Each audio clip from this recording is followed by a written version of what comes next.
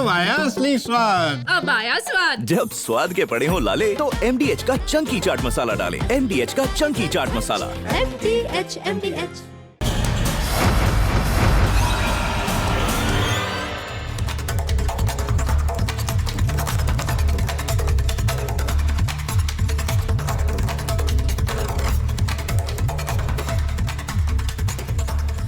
नमस्कार दर्शकों, मैं हूं आपके साथ प्रियंका शर्मा। शाम के 6 बजने को है। रिपब्लिक भारत में आप सभी का बहुत स्वागत है, क्योंकि वक्त हो चुका है आपके पसंदीदा शो महाभारत का। दर्शकों, महाभारत में आज सबसे पहले ऑपरेशन सिंदूर 2.0 की आहट भर से ही थर थर कांप रहे पाकिस्तान की बात करेंगे। पूरी दुनिया ने देखा कि कैसे भारत ने पाकिस्तान को ऑपरेशन सिंदूर में तार तार कर दिया। पाकिस्तान की बर्बाद सेना के चीफ मुल्ला मुनीर को उसकी हैसियत दिखा दी, लेकिन उसकी अकड़ अभी भी ढीली नहीं हुई है। मुनीर भारत को गीदड़ भभकी दे रहा है। भारत के सेना प्रमुख उपेंद्र द्विवेदी के भूगोल मिटाने वाले बयान ने मुनीर की नींद उड़ा रखी है। दुनिया भर में कटोरा लेकर घूमने वाला पाकिस्तान का विदेश मंत्री भी भारत के खिलाफ 57 इस्लामिक देशों को एकजुट करने का एक बड़ा ख्वाब देख रहा है। महाभारत में उत्तर प्रदेश की दंगा ब्रिगेड पर चल रहे एक्शन की भी बात करेंगे। आज दर्शकों, आप देख रहे हैं अपनी टीवी स्क्रीन पर बुलडोजर, एक नहीं दो नहीं बल्कि गिनते जाइए। सूबे को दंगे की आग में झोंकने वालों का हिसाब योगी बाबा यानी योगी सरकार कर रही है। बरेली से लेकर संभल तक दंगाइयों की फौज का नेतृत्व करने वाले मौलानाओं में भी हड़कंप मचा हुआ है, क्योंकि उनके सिपह सालारों के जबड़े को पीला पंजा जमकर तोड़ रहा है, जकड़ रहा है। और अब मैं तीसरी तस्वीर आपको दिखाऊंगी। अब उत्तर प्रदेश की बात होगी, बात बिहार की। बिहार के सियासी माहौल की महाभारत में आपको मैं बता दूं कि बिहार में मतदाताओं का जो विशेष गहन पुनर्निरीक्षण है, जिसको SIR भी कहते हैं, वो हो चुका है। लेकिन बीजेपी को कुछ मतदाताओं पर अभी भी डाउट है। कौन है वो मतदाता, ये हम आपको बताएंगे। चलिए दर्शकों, मैं आपको बता दूं, पाकिस्तान में फैली दहशत पर मुल्ला मुनीर की सेना की बड़ी गवाही आज आपको दिखानी है। आप देखिए उसको। सेना प्रमुख उपेंद्र द्विवेदी के बयान के बाद पाकिस्तान को दुनिया के मानचित्र से साफ होने का डर सता रहा है। आगे की रणनीति बनाने के लिए मुल्ला मुनीर अपने प्यादों के साथ किसी बिल में छिप गया है। ऑपरेशन सिंदूर की आहट से पाकिस्तान में भगदड़ मची है। आखिर ये सब कुछ कैसे हो रहा है, आप एक रिपोर्ट देखिए।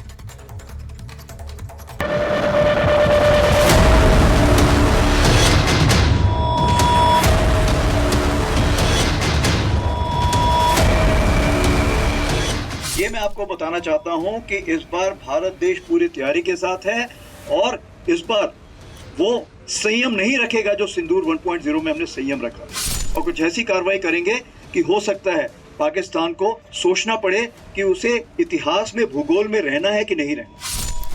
बदलेगा इतिहास भूगोल, पाक में दहशत का माहौल।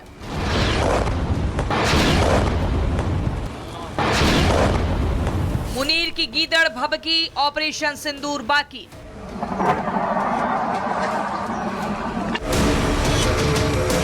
मानचित्र से मिटेगा पाक, गवाह बनेंगे 57 देश। भारत के सेना प्रमुख उपेंद्र द्विवेदी के भूगोल वाले बयान ने पाकिस्तान की चूल्हे हिलाकर रख दी है। आतंकियों का सुल्तान और शहबाज का सेल्समैन आसिम मुनीर थर थर कांप रहा है। भारत के इरादों से मुनीर को कंफर्म हो गया है कि पाकिस्तान अब भूगोल में नहीं रहेगा। मुनीर को पता चल गया है महज 78 साल पुराना उसका आतंकी मुल्क अब दुनिया के मानचित्र से मिटने वाला है। इसलिए मुनीर डरा हुआ है, बौखलाया हुआ है। आतंकी ब्रिगेड के अड्डों में घुसकर रणनीति बना रहा है। पाकिस्तान के विनाश की तारीख लिखी जा चुकी है, इसलिए मुल्ला मुनीर के पास गीदड़ भभकी देने के अलावा कुछ नहीं बचा। मुनीर ने अपनी डरपोक सेना के मीडिया विंग ISPR यानी इंटर सर्विसेज पब्लिक रिलेशन से मैसेज जारी करवाया है। ISPR ने डरे और सहमे अंदाज में कहा, अगर भविष्य में भारत के साथ युद्ध की स्थिति बनती है तो भारत को जवाब दिया जाएगा। भविष्य में दोनों देशों के बीच संघर्ष विनाश का कारण बन सकता है। दक्षिण एशिया में शांति और स्थिरता के लिए गंभीर परिणाम हो सकते हैं। ट्रंप और जिनपिंग के टुकड़ों पर पल रहे शहबाज और मुनीर को सुहाने सपने आ रहे हैं। सपनों में ही शहबाज और मुनीर भारत की बर्बादी सोचकर खुश हैं। लेकिन जब ऑपरेशन सिंदूर में गरजे भारत के जंगी जेट्स और ब्रह्मोस की धमक शहबाज मुनीर को सुनाई देती है तो दोनों के दिलो दिमाग के चीथड़े उड़ जाते हैं। तो ऑपरेशन सिंदूर के दौरान पाकिस्तान ने लेह से लेकर सर क्रीक के इस इलाके तक भारत के डिफेंस सिस्टम को भेजने की नाकाम कोशिश की। भारत के डिफेंस सिस्टम को उन्होंने भेजने की एक नाकाम कोशिश की, जबकि भारत की सेनाओं ने अपनी जवाबी कार्रवाई में पाकिस्तानी एयर डिफेंस सिस्टम को पूरी तरह से एक्सपोज कर दिया और दुनिया को यह भी संदेश दे दिया कि भारत की सेनाएं जब चाहें, जहां चाहें और जैसे भी चाहें पाकिस्तान को भारी नुकसान पहुंचा सकती हैं। दुनिया की दहलीजों पर जलालत से भरा कटोरा लेकर घूमने वाला ये पाकिस्तान का विदेश मंत्री इशाक डार है। ऑपरेशन सिंदूर में मुल्ला मुनीर के फेल होने के बाद इशाक डार ने भी एक ख्वाब देखा और वो ख्वाब है 57 इस्लामिक देशों को मिलाकर नाटो जैसा संगठन खड़ा करने का। ये तो अगर इतने ममालिक मिल जाए तो वैसे ही शायद नया नेटो, ईस्टर्न नेटो बन जाएगा। ये तो जब हमारी ज़िंदगी में नहीं तो वो वक्त आएगा। मेरा तो ईमान है कि Pakistan has to lead the Islamic उम्मा वन डे। 57 मुल्क की इंशाअल्लाह इसके लीड क़यादत करेगा इंशाअल्लाह। पाकिस्तान कंगाल हो चुका है, ये किसी से छिपा नहीं है, लेकिन मानसिक कुपोषण के शिकार शहबाज के मंत्री संतरी नाटो जैसा संगठन बनाना चाह रहे हैं। दरअसल पाकिस्तान के हुक्मरानों के दिमाग में ऑपरेशन सिंदूर घर कर चुका है। भारत की सेना का शौर्य पाकिस्तानी भूल नहीं पा रहे हैं। उन्हें डर है ऑपरेशन सिंदूर में बड़ी तबाही भारत ने मचाई थी तो ऑपरेशन सिंदूर 2.0 में क्या हाल होगा। ये मैं आपको बताना चाहता हूं कि इस बार भारत देश पूरी तैयारी के साथ है और इस बार वो संयम नहीं रखेगा जो सिंदूर 1.0 में हमने संयम रखा था। इस बार हम आगे की कार्रवाई करेंगे और कुछ ऐसी कार्रवाई करेंगे कि हो सकता है पाकिस्तान को सोचना पड़े कि उसे इतिहास में, भूगोल में रहना है कि नहीं रहना। अगर उसे भूगोल में अपनी जगह बनानी है तो उसके लिए उसे जो स्टेट स्पॉन्सर टेररिज्म जिसको हम बोलते हैं, यानी कि उसका देश जो टेररिज्म को स्पॉन्सर कर रहा है उसे रोकना पड़ेगा।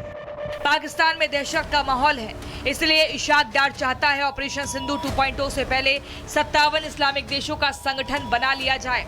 लेकिन इशाक डार नहीं जानता कि भारत की तैयारी के सामने उसका कोई भी गुट टिक नहीं पाएगा। पाकिस्तान के हर मंसूबों को मिट्टी में मिला दिया जाएगा। Bureau report, Republic Bharat. Pakistan को इस वक्त समझ नहीं आ रहा है कि वो दुनिया के नक्शे से खुद के खात्मे की उभरती तस्वीर को किन आंखों से देखे। आपको याद होगा ऑपरेशन सिंदूर में ब्रह्मोस ने पाकिस्तान के आतंकी ठिकानों को मिट्टी में मिला दिया था, तो S-400 मिसाइल डिफेंस सिस्टम ने पाकिस्तान की हर हवाई हरकत का माकूल जवाब दिया।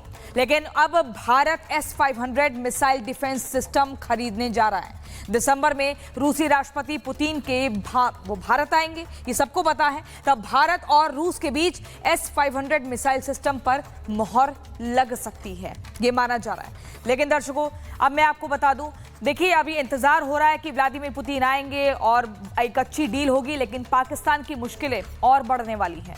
S-500 के अलावा भारत का एक और हथियार है जिसने आतंकिस्तान को उसकी नींद एकदम उड़ा दी है। आखिर कौन सा वो हथियार है, क्या है वो, देखिए रिपोर्ट।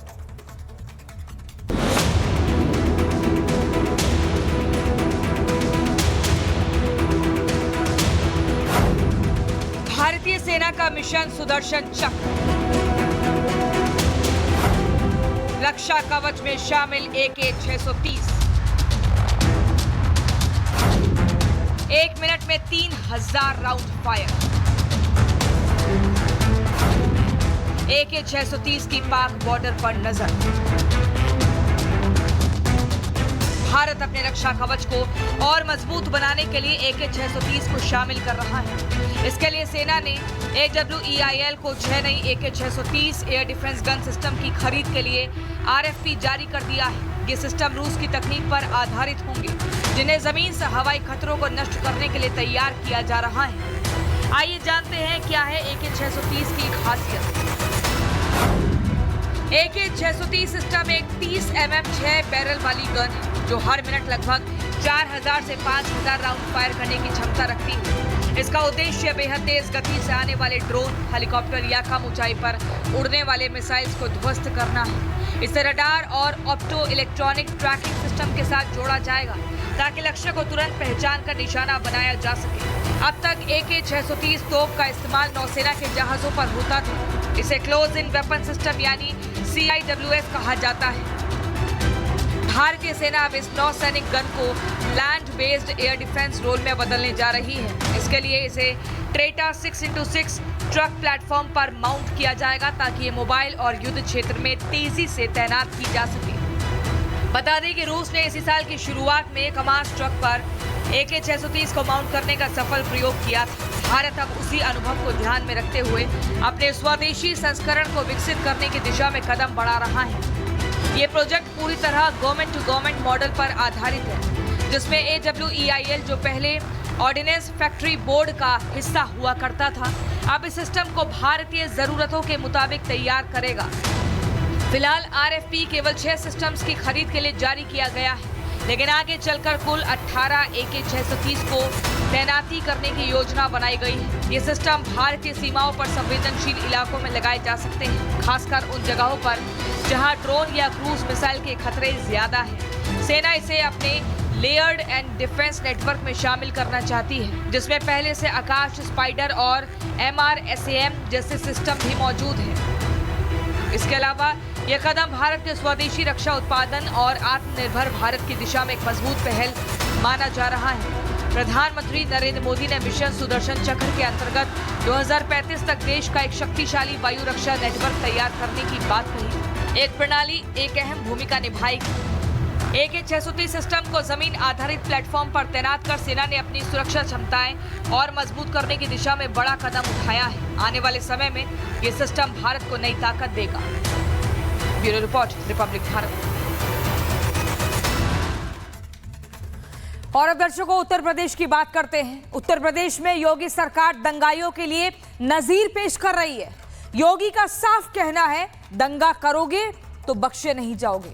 योगी के एक्शन पर विपक्ष सवाल भी उठा रहा है, लेकिन योगी प्रशासन का हंटर बदस्तूर चल रहा है। ये रिपोर्ट देखिए।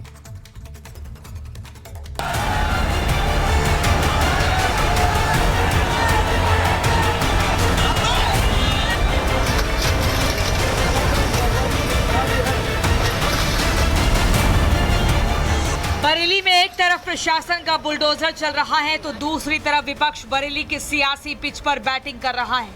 विपक्ष के नेता बरेली जाने की जिद पर अड़े हैं। कल भी समाजवादी पार्टी के नेताओं ने बरेली जाने की कोशिश की, लेकिन प्रशासन ने उन्हें घर में ही रोक दिया। सवाल यह है कि विपक्ष बरेली जाना क्यों चाहता है, वहां किससे मिलना चाहता है। इस सवाल का जवाब आप मौलाना शहाबुद्दीन रजवी बरेलवी से सुनिए। समाजवादी पार्टी कहीं भी जाती है तो शोर मचा के ढोल नगाड़े के साथ में जाती है। उन लोगों के दिलों में खुलूस और मोहब्बत नहीं है, खिदमत का जज्बा नहीं है। उनको मालूम है कि बरेली में शांति हो गई है। अब इस बरेली की शांति को अशांति में बदलने के लिए ये लोग आ रहे हैं। मैं समाजवादी पार्टी के तमाम नेताओं को बता देना चाहता हूं कि हम बरेली को संभल बनने नहीं देंगे। हिंसा के बाद गर्जा बाबा का बुलडोजर।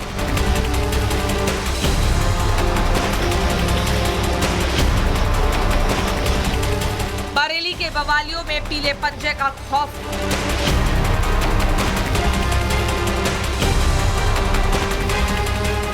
रजा पैलेस मिट्टी में ढेर।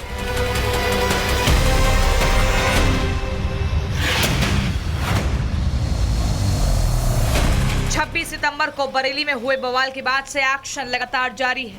बरेली नगर निगम और पुलिस ने मिलकर कई अवैध निर्माणों पर बुलडोजर चलाया। नगर निगम भी ये जांच कर रहा है कि आखिर कितनी ऐसी प्रॉपर्टियां जिस पर इन दंगाइयों ने, इन आरोपियों ने देखिए कब्जा किया था। जो आप तस्वीरें देख रहे हैं, ये सबसे मेन छज्जा इस समय गिराने का इस समय काम कर रहे हैं चारों बुलडोजर, और जल्द से जल्द इसको देखिए गिराया जाएगा। ये बुलडोजर जैसे देखिए दीवारों पर एक एक करके चोट मार रहे हैं। ये चोट केवल इस बारात घर पे नहीं है, ये चोट है उन देखिए अपराधियों के सीने पे जिन लोगों ने बरेली में उत्पात मचाया। सबसे बड़ी कार्रवाई आईएमसी महासचिव और प्रवक्ता नफीज अहमद खान के बारात घर रजा पैलेस पर हुई। नगर निगम ने इसे अवैध निर्माण बताते हुए भारी पुलिस बल की मौजूदगी में मिट्टी में मिला दिया। बरेली प्रशासन के इस बुलडोजर एक्शन के दौरान पूरे इलाके को छावनी में बदल दिया गया। पुलिस ने भी सुरक्षा के पुख्ता इंतजाम किए ताकि किसी तरह की गड़बड़ी ना हो सके। सिर्फ इतना ही नहीं, प्रशासन ने उस घर को भी सील कर दिया जहां मौलाना तौकीर रजा को छिपा कर रखा गया था।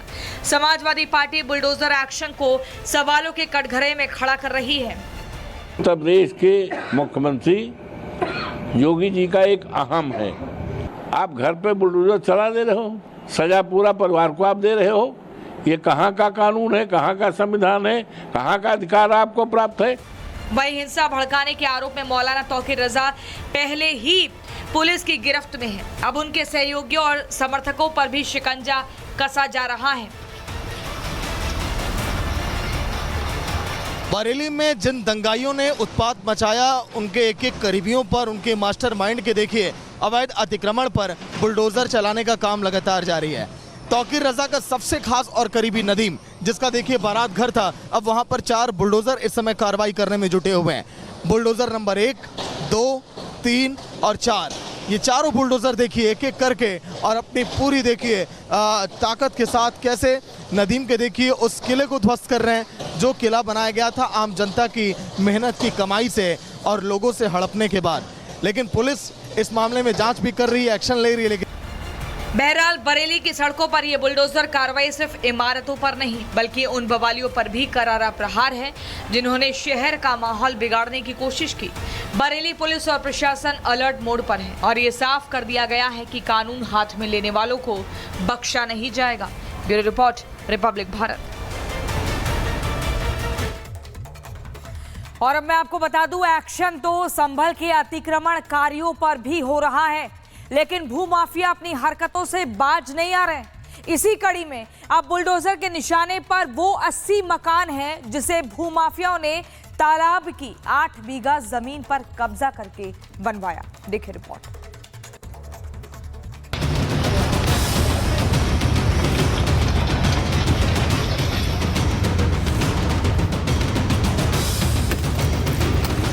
योगी सरकार का बुलडोजर न रसूख दिखता है और न रुतबा।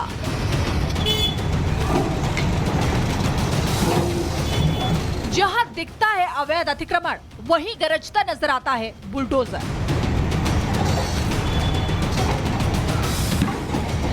बुलडोजर का डर ऐसा है कि अब अतिक्रमणकारी बुलडोजर पहुंचने से पहले ही यूपी में अपने हाथों से अवैध कब्जा गिराने लगे हैं।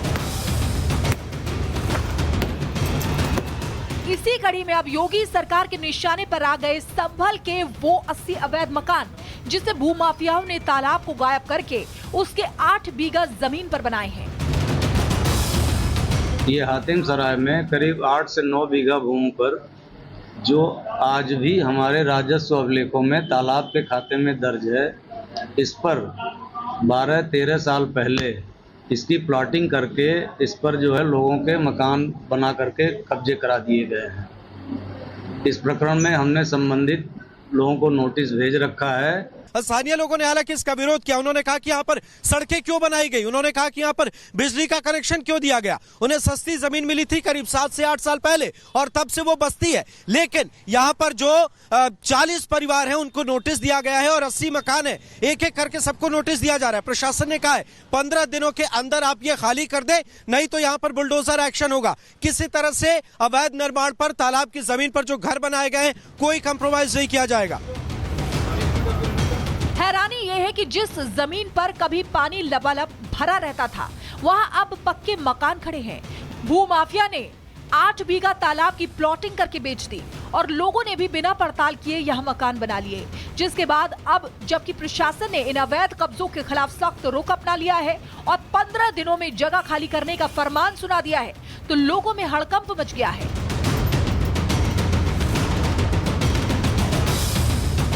संभल सदर के तहसीलदार का साफ कहना है कि सरकारी हिसाब किताब में ये जमीन तालाब के रूप में दर्ज है, जिस पर बने अवैध कब्जे का गिराना ही कानूनी विकल्प है।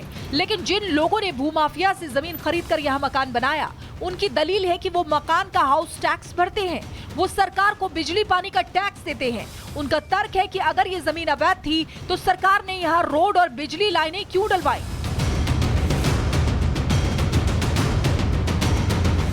बहरहाल संभल प्रशासन ने साफ कर दिया है कि अवैध कब्जे का हाउस टैक्स या बिजली बिल भरने से मकान वैध नहीं हो जाएगा। प्रशासन ने अवैध कब्जे पर बने मकान मालिकों को 15 दिनों का अल्टीमेटम दे दिया है और मकानों पर नोटिस चस्पा करते हुए ये साफ कर दिया है कि कब्जा हटाओ, वरना 15 दिनों बाद यहाँ बुलडोजर गरजेगा।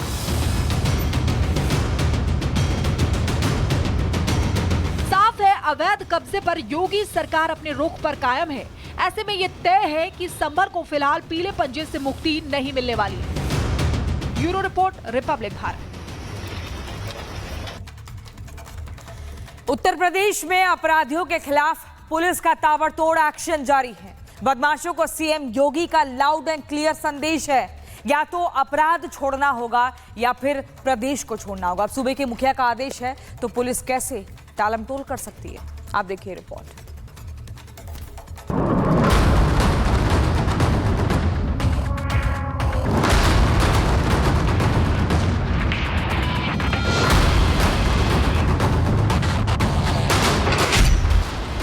यूपी में योगी पुलिस का एक्शन तगड़ा। हरदोई एनकाउंटर में अपराधी लंगड़ा। बुलंदशहर मथुरा के अपराधियों में डर। गाजीपुर में अपराधी का हाफ एनकाउंटर। जी हां, ये यूपी पुलिस है। यहाँ अपराधियों को बोली नहीं, गोली मिलती है। बाबा का साफ संदेश है, अपराध किया तो अगले चौराहे पर यमराज खड़ा मिलेगा। ये तस्वीरें देखिए, हरदोई, गाजीपुर, बुलंदशहर और मथुरा में बदमाशों के ताबड़तोड़ हाफ एनकाउंटर हुए। ये तस्वीर हरदोई की है। खाकी वर्दी का सहारा लेकर जो शख्स लंगड़ा कर चल रहा है वो बेहद शातिर अपराधी है। इस पर नाबालिग से रेप का आरोप है। लंबे वक्त से पुलिस को इसकी तलाश थी। बीते रोज ये पुलिस के हत्थे चढ़ गया। बस फिर क्या था, योगी पुलिस ने इसका पक्का इलाज कर दिया। कि मानसिंह पुत्र कृपाल, जो कि शाहजहांपुर जनपद का निवासी है एवं थाना पाली पर एक 15 वर्षीय बालिका के बलात्कार में वांछित है, युवक की घेराबंदी की गई, जिसके उपरांत युवक ने जान लेने की नीयत से पुलिस पर फायर किया। पुलिस ने भी जवाबी कार्रवाई करते हुए फायर किया, जिसमें वह युवक घायल हो गया। उसके पास से 315 बोर का एक तमंचा, एक खोखा एवं एक जिंदा कारतूस बरामद हुआ है। वेस्टर्न यूपी हो या पूर्वांचल, पुलिस का एक्शन जारी है। अपराधियों पर रत्ती भर भी रहम नहीं बरता जा रहा। गाजीपुर में भी 25,000 का इनामी एनकाउंटर के बाद पकड़ा गया है। जैसे ये चांदपुर मोड़ पे पहुंचते हैं, जो वहाँ खेतों में पानी भरा हुआ था, कि वहीं पे तत्काल इनके ऊपर फायरिंग की जाने लगी। तो आड़ देते हुए, जवाबी रक्षात्मक कार्रवाई करते हुए हमारी पुलिस टीम ने ही फायर किया, जिससे कि एक अपराधी जिसके पैर में, दाहिने पैर में गोली लग गई। 4 मुकदमों में वांछित रहा है और इस पर 25,000 का इनाम भी था। बुलंदशहर में 2 शातिर अपराधियों का यही हाल हुआ। बताया जा रहा है कि बदमाश खुर्जा में वारदात को अंजाम देने जा रहे थे। पुलिस ने घेराबंदी कर बदमाशों को दबोच लिया। मुठभेड़ में एक बदमाश के पैर में गोली लगी है। 2 संदिग्ध कार सवार व्यक्तियों को पुलिस पार्टी के द्वारा रुकने का इशारा किया गया। इस पर उक्त व्यक्ति भागने लगे। आगे चलकर पुलिस के द्वारा घेराबंदी में एक व्यक्ति के द्वारा फायरिंग की गई। आत्मरक्षा जवाबी फायरिंग में उक्त बदमाश घायल हो गया है। इसकी पहचान सोनू पुत्र राजेश निवासी दिल्ली के रूप में हुई है। इसके एक अन्य साथी की पहचान अंकित पुत्र भिरगुनाथ निवासी दिल्ली के रूप में हुई है। यह शातिर किस्म के अपराधी हैं। वहीं मथुरा में भी एसओजी का एक्शन देखने को मिला है। एसओजी और हाईवे पुलिस ने मुठभेड़ में 25,000 के इनामी को पकड़ा है। बताया जा रहा है आरोपी बंद मकानों को निशाना बनाता था और लूट की वारदात को अंजाम देता था। पुलिस से खुद को गिरता हुआ देखकर अभियुक्त ने पुलिस टीम पर फायरिंग शुरू कर दी। पुलिस ने भी आत्मरक्षार्थ संयमित रूप से बल प्रयोग किया, जिसमें कि अभियुक्त को पैर में गोली लगी। तत्कालीन इलाज हेतु जिला अस्पताल भिजवा दिया गया। मौके से उसके पास से एक जोड़ी कान के टॉप्स पीली धातु के 5600 रुपए, एक तमंचा, 2 खोखा कारतूस, 2 जिंदा कारतूस, एक शस्त्र लाइसेंस और एक चोरी की मोटरसाइकिल बरामद हुई है। साफ है, यूपी में अपराध के खिलाफ योगी सरकार की जीरो टॉलरेंस नीति का असर ग्राउंड पर दिख रहा है। संदेश लाउड एंड क्लियर है, यूपी में रहना है तो अपराध का रास्ता छोड़ना होगा। Bureau report, Republic Bharat. और बीच बड़ी खबर, मिर्जापुर से एनकाउंटर के बाद इनामी बदमाश गिरफ्तार। 25-25 हजार के इनामी 2 बदमाशों को गोली लगी है। गोली लगने के बाद पुलिस के हत्थे चढ़े हैं बदमाश। 2 तमंचे, कारतूस और 2 बाइक बरामद की गई है। बदमाशों का तीसरा साथी भी पुलिस की गिरफ्त में है। आप देखिए, ये योगी का गढ़ है जहां पर बदमाश की चाल बदल दी जाती है। बड़े रौब से आते हैं लेकिन लंगड़े होके जाते हैं, क्योंकि उत्तर प्रदेश में ऑपरेशन तगड़ा चल रहा है। और आप देखिए, जो भी अपराधी किसी एक चौराहे पर अपराध करता है तो अगले चौराहे पर उसका एनकाउंटर हो जाता है। और यही हश्र होता है जो आप तस्वीरों में देख रहे हैं। थाना कछवा में 29/9/2025 को दिन दहाड़े एक लूट की घटना कारित की गई थी। घटना की संवेदनशीलता को देखते हुए एसएसपी महोदय ने 5 टीमों का गठन किया था, जिसमें एसओजी सर्विलांस और थाने की पुलिस टीम थी। आज इन टीमों ने अथक प्रयास करते हुए इन सभी अभियुक्तों को गिरफ्तार किया गया।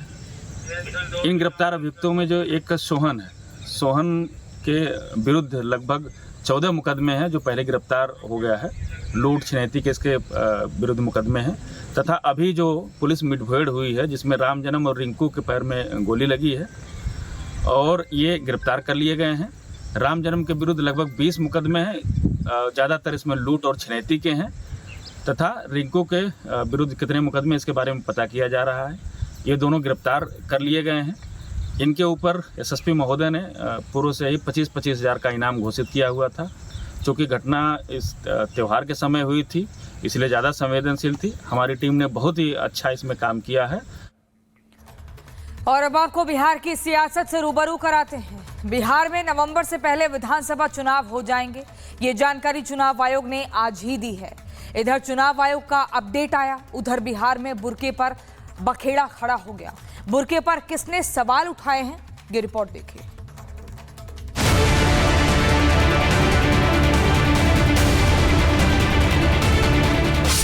बिहार में विधानसभा चुनाव का बिगुल बज चुका है।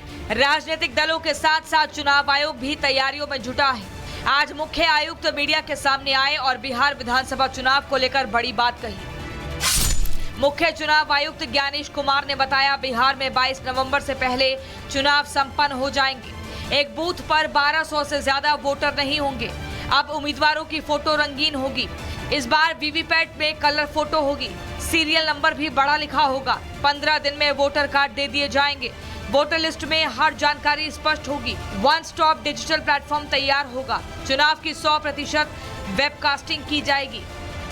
बिहार विधानसभा चुनाव 2025 की तैयारियों के लिए चुनाव आयोग की 16 सदस्यीय टीम ने पटना में 2 दिन रहकर प्रशासनिक अधिकारियों और राजनीतिक दलों से मुलाकात की। प्रेस कॉन्फ्रेंस में चुनाव आयुक्त ने चुनाव कितने चरणों में होंगे इस सवाल पर कहा कि आयोग जल्द फैसला लेगा, लेकिन बीजेपी ने चुनाव आयोग के सामने कई मांगे रख दी हैं।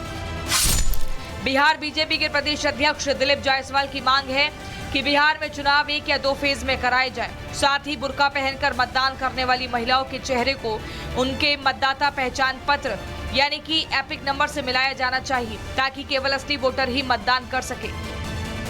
हम लोगों ने अनुरोध किया है, मतदान है वो 1 से 2 फेज में 2 फेज तक में करवा लिया जाए, और जो पर्दा नशीन औरतें हैं उनका भी महिलाओं के द्वारा वोटर कार्ड के माध्यम से चेहरे का मिलान जरूर कराया जाए, जिससे क्या कि जेन्युइन वोटर को वोट डालने का अधिकार मिल सके। बीजेपी की मांग पर चुनाव आयोग कितना गौर करेगा ये तो भविष्य में ही पता चलेगा, लेकिन फिलहाल बीजेपी ने बुर्के वाले वोटर्स का मुद्दा छेड़कर बिहार का सियासी पारा जरूर बढ़ा दिया है। Bureau report, Republic Bharat.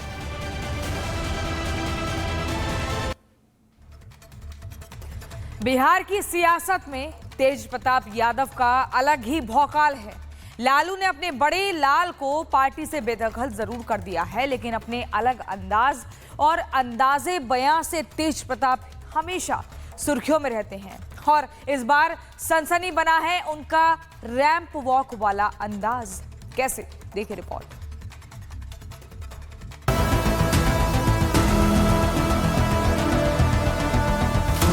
कभी शिवभक्त बन के बैरागी बन जाते हैं,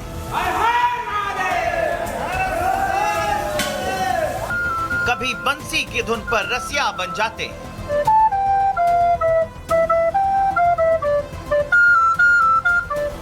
तो कभी महाकाल की भक्ति करके विरोधियों को डराते हैं। तेज प्रताप उर्फ तेजू भैया।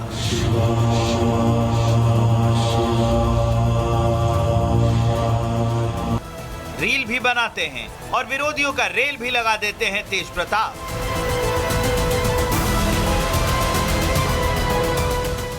बिहार चुनाव में परीक्षा की कसौटी पर भले ही तेज प्रताप उर्फ तेजू भैया का इम्तिहान बाकी है, लेकिन इसमें दो राय नहीं है कि तेज प्रताप अपने जुदा अंदाज से जनता को एंटरटेन करके फेवरेट नेता बने हुए हैं। और इसी कड़ी में अब बिहार सरकार के पूर्व मंत्री तेज प्रताप यादव अब रैंप वॉक करते नजर आए हैं।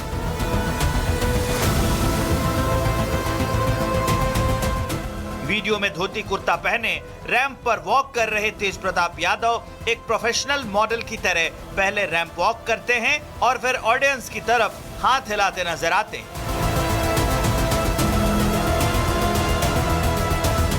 आपको बता दें कि इस वीडियो को सोशल मीडिया साइट पर टीम तेज प्रताप यादव नाम के हैंडल से शेयर किया गया है, जिसमें लोगों ने खूब भर भर के कमेंट भी किए हैं। लेकिन ऐसे वक्त में जब बिहार में चुनावी पारा पूरी तरह से आसमान पर है, उस वक्त तेज प्रताप यादव का ये अंदाज लोगों के लिए कौतूहल का विषय भी बना हुआ है, क्योंकि राजद से अलग किए गए तेज प्रताप यादव ने अभी हाल ही में अपनी एक अलग पार्टी जनशक्ति जनता दल बनाई है, जिसे लेकर उन्होंने हाल में बड़े बड़े दावे किए हैं। ऐसे में उनका ये रूप जहां उन्हें चाहने वालों को खूब लुभा रहा है, तो वहीं उनके विरोधी इस बात पर जरूर खुश हो रहे होंगे कि चुनाव के वक्त अपने असली रंग में आकर तेज प्रताप ने बिहार के वोटर्स को संदेश दिया है कि वो महज एक एंटरटेनर भर हैं। Bureau report, Republic Bharat.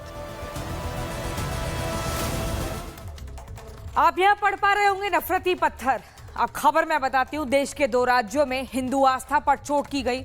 उपद्रवियों ने एक तरफ जहां महाराष्ट्र के बुल्ढाना में देवी विसर्जन यात्रा पर पत्थर फेंके, तो वहीं मोक्ष भूमि बिहार की गया में भी मगध सम्राट जरासंध की भूमि खंडित की गई।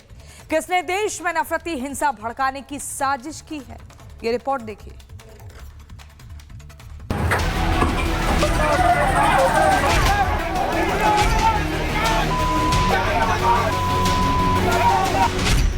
देश के 2 राज्यों से आई ये तस्वीरें चौंकाने वाली। पहली तस्वीर महाराष्ट्र के बुल्ढाना की है, जहां देवी विसर्जन यात्रा पर पथराव हुआ है, तो वहीं दूसरी तस्वीर मोक्ष नगरी गया की है, जहां मगध सम्राट जरासंध की प्रतिमा को खंडित करके माहौल बिगाड़ने की कोशिश की गई। जी हां, तारीख बदल रही है, तस्वीरें बदल रही हैं, लेकिन हिंदू आस्था को चोट पहुंचाने वाले उपद्रवियों की नीयत में कोई बदलाव आता नहीं दिख रहा है। तस्वीरें महाराष्ट्र के बुल्ढाना की हैं, जहां बीती रात बुल्ढाना के 52 वीर गांव में देवी के विसर्जन यात्रा जुलूस पर कुछ लोगों ने पथराव किया है। पत्थरबाजों की टोली ने यह भी नहीं देखा कि जुलूस में महिला और बच्चे दोनों शामिल हैं, जिसका नतीजा ये हुआ कि पथराव में कई लोग घायल हो गए। उकसावे वाली इस हरकत के बाद लोग भड़क गए। गुस्साए लोगों ने आरोपी पत्थरबाजों की गिरफ्तारी तक मूर्ति विसर्जन यात्रा को रोक दिया। इसके बाद माहौल बिगड़ता देख किसी तरह पुलिस ने समझा बुझाकर हिंदू पक्ष को समझाया, तब जाकर रविवार तड़के मूर्ति विसर्जन किया गया।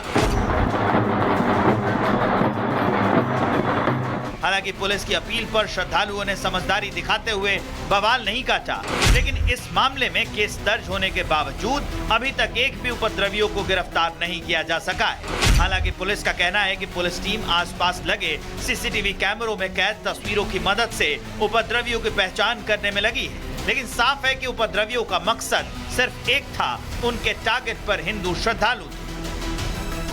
लेकिन हिंदू आस्था पर चोट सिर्फ महाराष्ट्र के बुल्ढाना में ही नहीं हुई है, बिहार के गया में भी माहौल बिगाड़ने की कोशिश हुई है।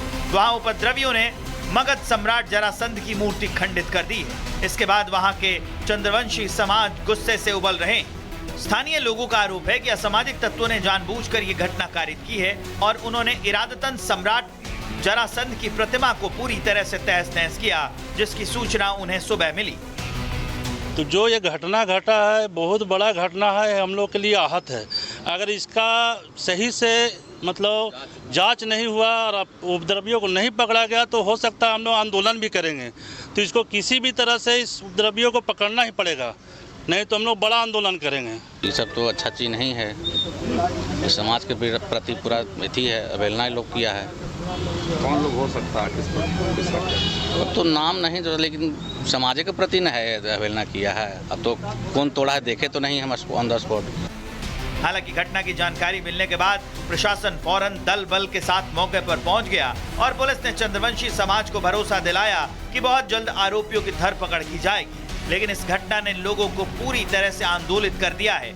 लोगों ने प्रशासन को इस मामले में जल्द से जल्द आरोपियों को गिरफ्तार करने का अल्टीमेटम दिया है। साफ है, दोनों ही घटना इस बात को साबित करने के लिए काफी हैं कि हिंदू देश में उपद्रवियों और असामाजिक तत्वों के लिए सॉफ्ट टारगेट बन गए। हम आपको बता दें कि जिले में एकमात्र मगध सम्राट जरासंध की प्रतिमा बोध गया के धनवा गांव में स्थापित है, जहां हर साल जरासंध की जयंती पर भव्य कार्यक्रम को आयोजित किया जाता है। वहीं इस प्रतिमा को खंडित करने के बाद इलाके में चर्चाओं का दौर तेज हो गया है और इस घटना को लेकर लोगों में आक्रोश देखने को मिल रहा है। बहरहाल इस पूरी घटना की जांच पड़ताल शुरू कर दी गई है और शांति व्यवस्था बहाल करने के लिए सुरक्षा बलों को तैनात कर दिया गया है ताकि किसी भी प्रकार का उन्माद न फैले। Bureau report, Republic Bharat. Singer Zubeen को जहर, ऐसा फैंस को लगता है। असम के मशहूर गायक जुबिन गर्ग की रहस्यमय मौत का मामला अब नए मोड़ पर है। जुबिन के करीबी और उनकी बैंड के जो साथी हैं, उनका ये मानना है कि उनको जहर दिया गया है, ऐसा वो बयान भी दे रहे हैं। बैंडमेट शेखर ने और क्या कुछ आरोप लगाए हैं, एक रिपोर्ट में दिखाते हैं।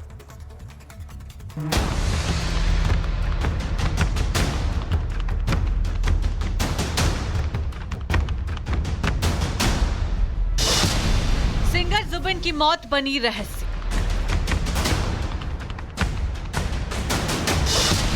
दुर्घटना या सोची समझी साजिश।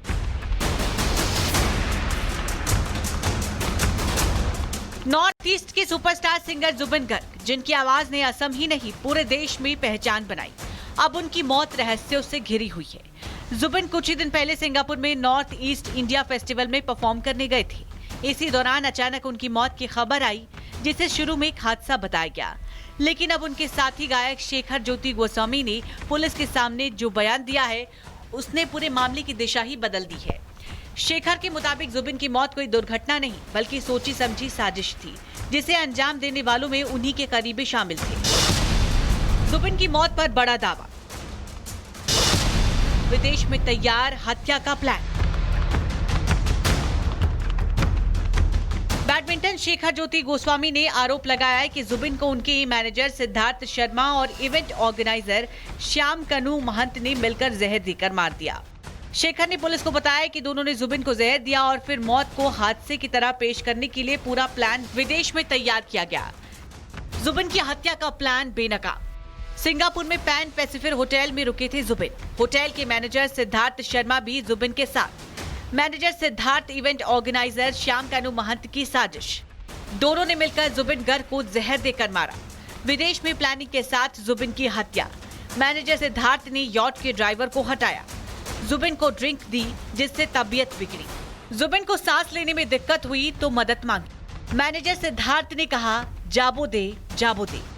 शेखर ने आगे बताया, मैनेजर सिद्धार्थ ने असम एसोसिएशन सिंगापुर के सदस्य और एनआरआई तन्माय कुफुन को ड्रिंक की व्यवस्था न करने को कहा। उन्होंने कहा कि वही सबकी ड्रिंक देंगे। जुबिन ने ड्रिंक ली, उसके बाद उनकी तबीयत बिगड़ने लगी, उसे सांस नहीं आ रही थी। और इन्हीं खबरों के बीच वक्त हो चला है एक छोटे से ब्रेक का। फौरन लौट रहे, कहीं मत जाइए, लगातार रिपब्लिक भारत पर खबरें जारी हैं। MDH की हल्दी मिर्ची धनिया करे कमाल, ये रंग दे, ये खुशबू दे, ये तीखा, ये कम पड़े, क्या निराला MDH मसाला।